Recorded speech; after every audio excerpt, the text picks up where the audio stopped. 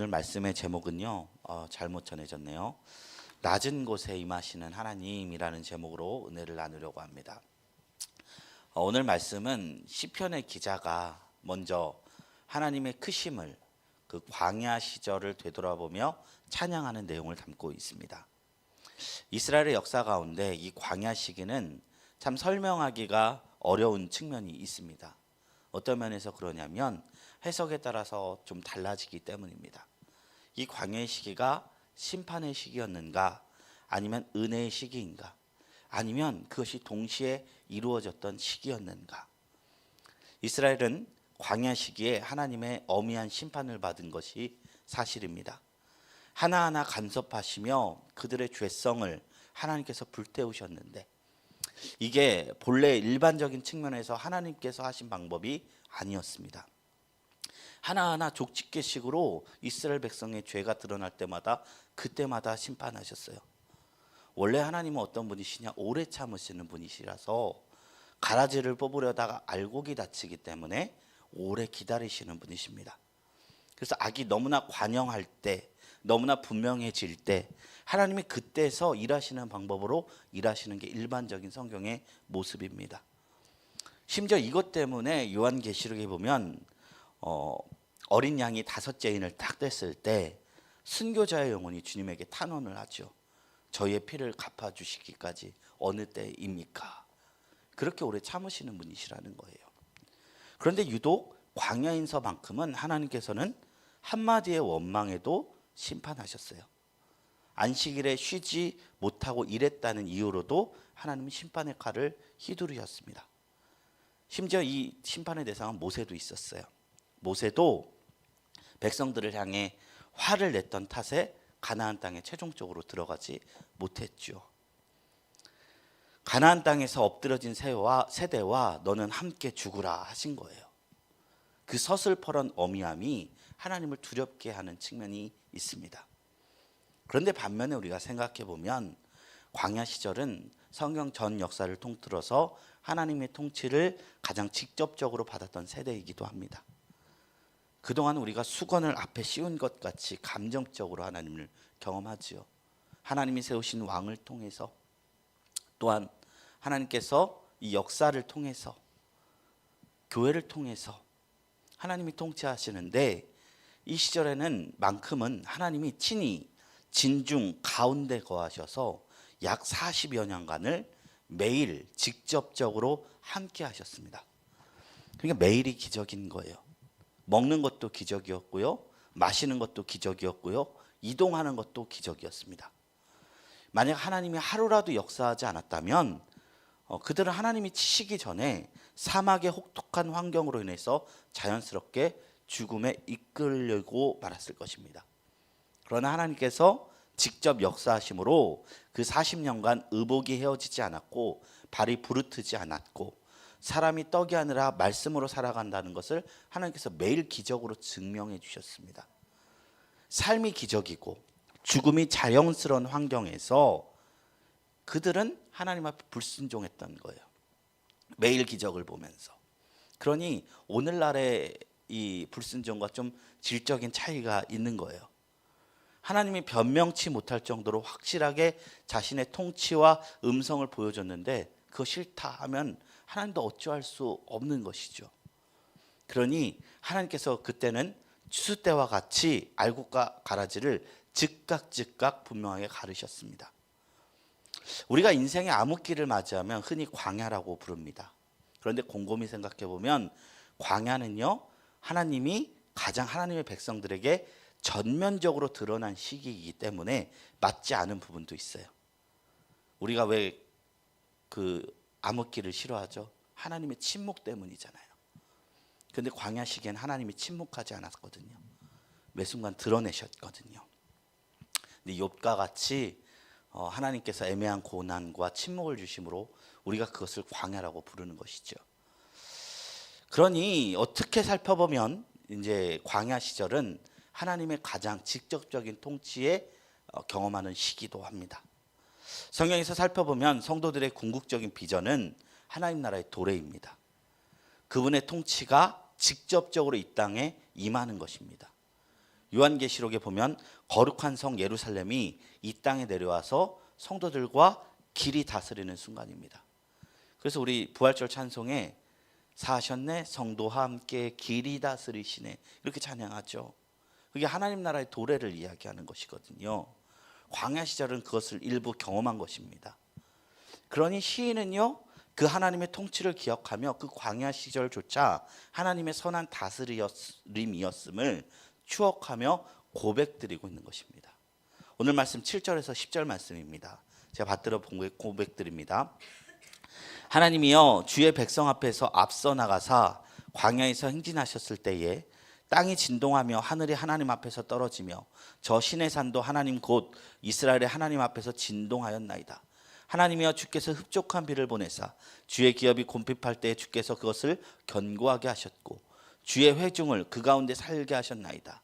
하나님이여 주께서 가난한 자를 위하여 주의 은택을 준비하셨나이다.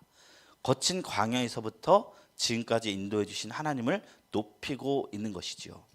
그래서요, 신앙생활의 길을 걸어가며 상황은 어려운데 하나님의 음성이 가장 명확하게 들리는 시기, 이 시기는 어떤 면에서는 우리에게 참으로 복된 시기라 볼 수 있습니다. 오히려 무엇이 어렵냐?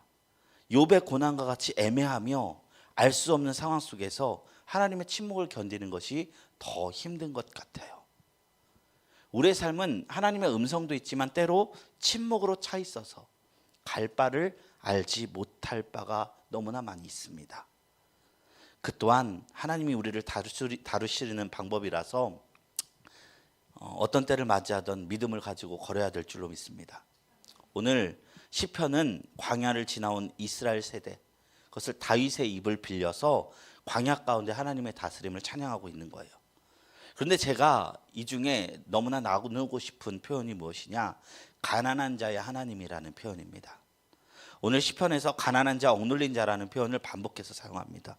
5절 말씀입니다. 5절 말씀에 그의 거룩한 처소에 계신 하나님은 고아의 아버지시며 과부의 재판장이시라. 10절 보면요, 주의 회중을 그 가운데 살게 하셨나이다. 하나님이여 주께서 가난한 자를 위하여 주의 은택을 준비하셨나이다. 그리고 12절 보면요, 11절 말씀을 보면요, 주께서 말씀을 주시니 소식을 공포하는 여자들은 큰 무리라. 그러니까 원래 전쟁에서 여자들은 피해자일 경우가 참 많은데 이 전리품을 피하는 자들을 취하는 자들을 여자들이라 이렇게 표현하고 있는 것입니다. 하나님이 이렇게 낮은 자들, 가난한 자들의 하나님이 되었다라고 다윗은 말하고 있는 거예요. 문득 이 말이 참 감동적이다라는 생각을 했습니다. 우리가 생각하기로 하나님께 참 복받은 인생은 어떤 인생이냐? 정반대의 삶이잖아요. 무엇을 하든 남들보다 나은 인생 사는 사람, 더 나은 열매를 얻는 인생, 부유한 인생, 그 인생이 복받았다 하잖아요. 그래서 좀 이런 생각을 들기도 했어요. 물론 고생 많이 하셨는데 인생 다 지나오고 그 연단의 시기 다 겪고 복을 받으신 권사님들과 얘기할 때 열매를 자랑할 때가 있어요, 가끔. 근데 그거 생각보다 본질적인 자랑이 아닙니다. 열매는 부산물입니다. 하나님은 결국 이 가난한 자의 하나님이셨다가 더 드러나야 하는 것이죠. 성경은 반대로 이야기합니다. 예수님께서 성경에서 선언한 참 행복한 자는 어떤 자들이냐? 심령이 가난한 자, 애통하는 자, 온유한 자, 의에 줄인 자, 긍휼히 여긴 자, 마음이 청결한 자, 화평케 하는 자, 의를 위하여 핍박받는 자, 이 자들이 행복한 자들이다. 예수님께서 말씀하셨어요. 그리고 우리 교회에 포여 있죠. 가난한 자, 마음이 상한 자, 포로된 자, 갇힌 자, 슬픈 자. 이 자들을 하나님께서 복되게 하시겠다는 거예요. 세상의 기준에 복된 자들과 정반대에 위치한 사람들. 예수님께서 이 땅에 오실 때 나는 건강한 자들을 위하여 온 것이 아니라 병든 자들을 위하여 왔다라고 말씀하셨던 그것. 이게 복음이라는 것이죠. 오늘 본문 말씀에서는 이 복음의 정서가 녹아져 있습니다. 오늘날 너무나 많은 교회들이 하이 퀄리티의 하이 처치를 만들고 있어요. 뭐냐? 문턱이 높아져 버린 거예요. 제가 인터넷에서 소망교회 예배 영상을 보았습니다.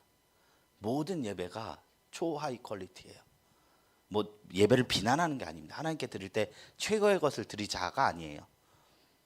그 교회의 자부심이 성가대가 전공자들로만 이루어져 있고, 또 설교는 교수님 출신. 그 알잖아요. 소망교회는 대통령이 장로가 된 교회. 압구정에 위치해서 쉽사리 누구나 올 수 없습니다. 고급 사교 모임화되는 그런 교회가 정말로 예수님께서 원하시던 교회였는가? 복음의 정서는 이것에 있지 않다는 것입니다.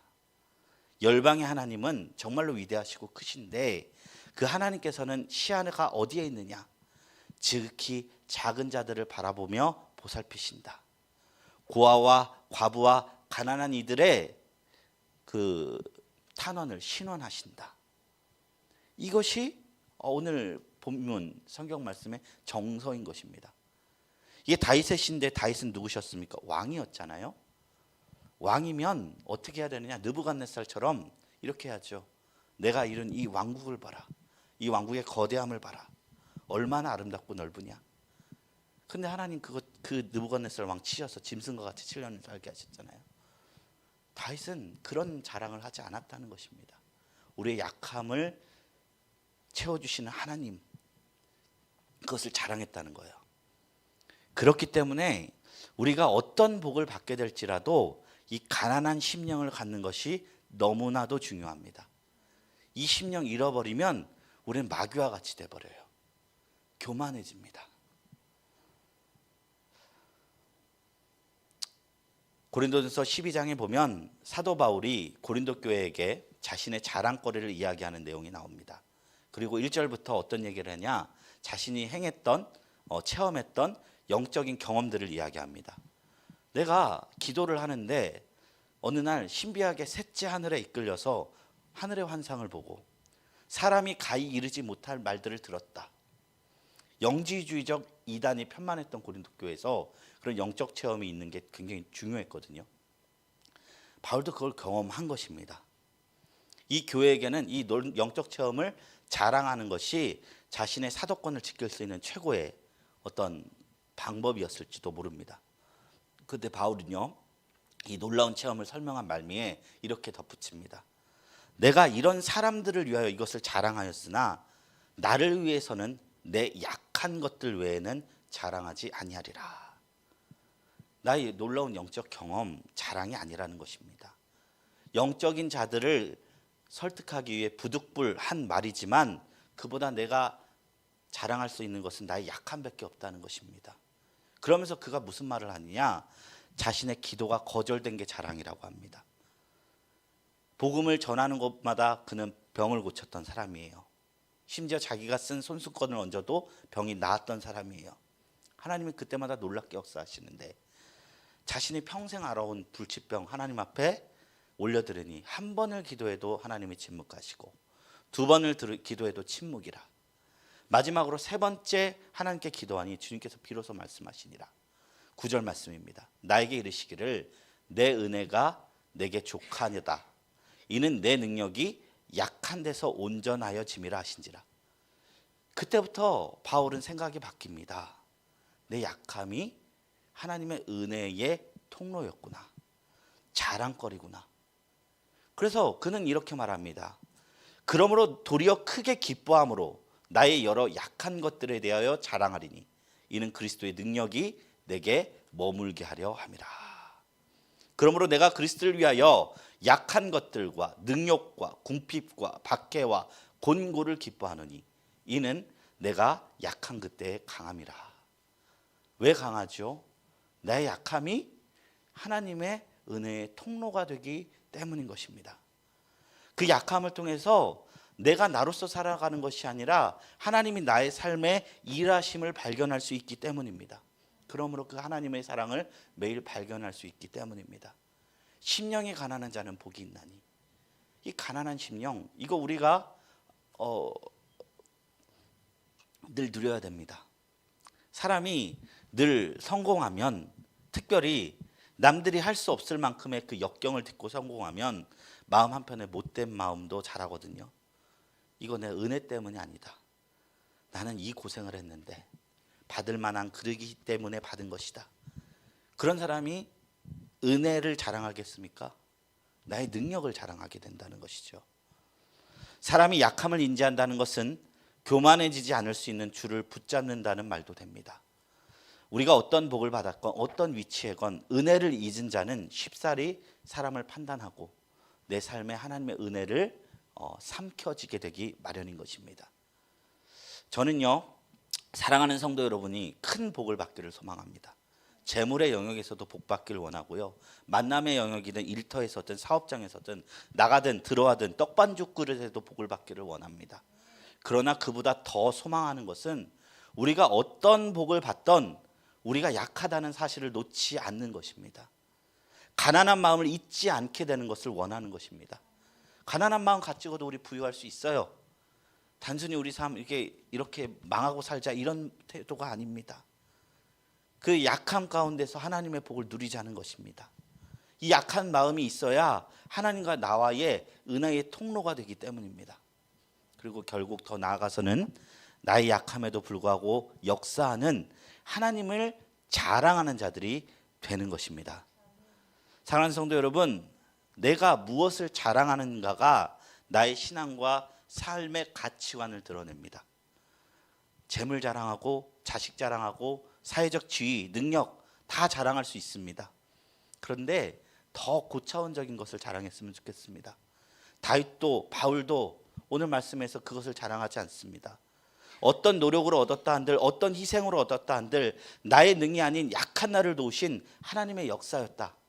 가난한 나를 붙잡으신 하나님의 은혜였다 라고 고백하는 자들만이 신앙 안에서 가장 가치 있는 자랑을 하는 자인 줄로 믿습니다. 성경에는 하나님이 곳곳에 낮은 자를 높이셔서 주님을 영광을 드러내는 것을 보여주십니다. 그렇기 때문에 우리가 지금 낮은 것은 비참한 것이 아닙니다. 하나님의 눈길이 가장 가까운 곳입니다. 그것을 경험하는 저와 여러분들이 되기를 주님의 이름으로 축원합니다. 계속해서 19절 20절 말씀 보겠습니다. 19절 말씀 보겠습니다. 제가 읽어드리겠습니다. 날마다 우리 짐을 지시는 주 곧 우리의 구원이신 하나님을 찬송할지로다. 이 말씀이 오늘 시편 9절 중에서 가장 유명한 말씀입니다. 가난한 자들은, 연약한 이들은 짐이 참 많습니다. 몇 년 전 개봉한 봉준호 감독의 영화 기생충이 있었어요. 이게 경제적으로 계급을 다룬 영화이다 보니까 이제 경제적으로 이제 계급이 나누는 것을 풍자한 영화입니다.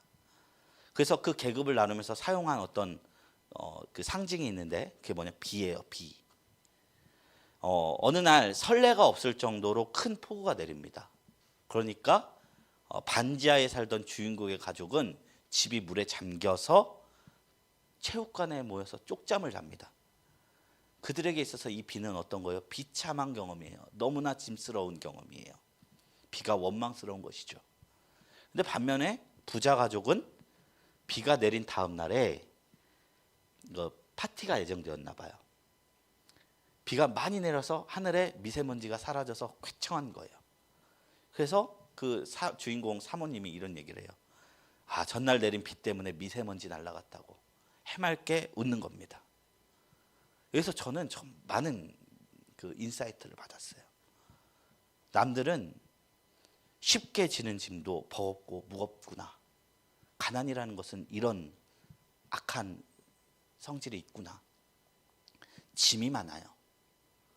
남들이 보기에 이 문제 얼마나 무거운지는 관계없어요. 누가 뭐라 한들 나는 무거워요. 어쩌겠습니까? 오늘 말씀은요, 쉽사리 우리에게 그 짐을 극복하라 하지 않습니다. 대신 맡기라 합니다. 하나님이 나의 짐을 짊어지신다. 찬양하고 기도하며 하나님과 함께 가시면 삶의 긴 여정이 승리로 마무리될 것이다. 우리에게 이야기하고 있는 것입니다. 이제 말씀을 맺습니다. 아까 찬양에서 몸도 맘도 연약하나 세임받아 살았네 라는 찬양을 고백하고 있습니다. 신앙에는 이런 정서가 있습니다. 참 아름다운 고백이죠.